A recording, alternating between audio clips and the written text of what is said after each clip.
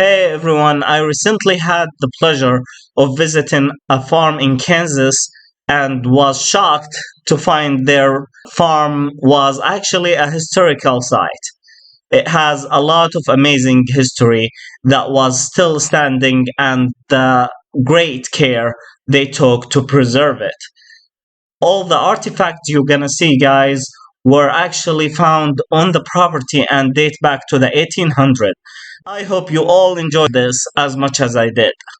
You can go in. I think it was might have been built down about 1890s. I thought. 1890. Oh yeah, I think I heard. Yeah. When everything had been shaped by hands, they done everything in hands. 1890s. That's crazy.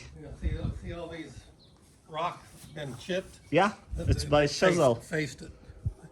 All the Yeah. all of them been faced. Plus Yeah. it's 24-inch wide walls, Oh my god. inner and outer face.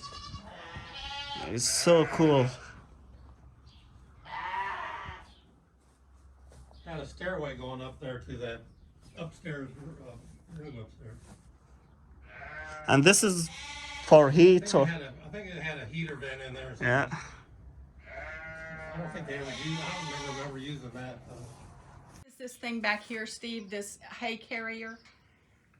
Oh, in the top of the barn, that when they lift hay up. That's the hay lifter. So you think this is what to 19th century or 18th? Probably late 1900, like 1910, 20. Wow. This. And then the pulley goes up and Wow. Well, That's anyway. what carried the bale. Well, they didn't have bales back then, but they had loose hay. Oh yeah. Yeah. Wow. It's really neat. You guys lucky. Look at this. I don't think they had hay balers invented until the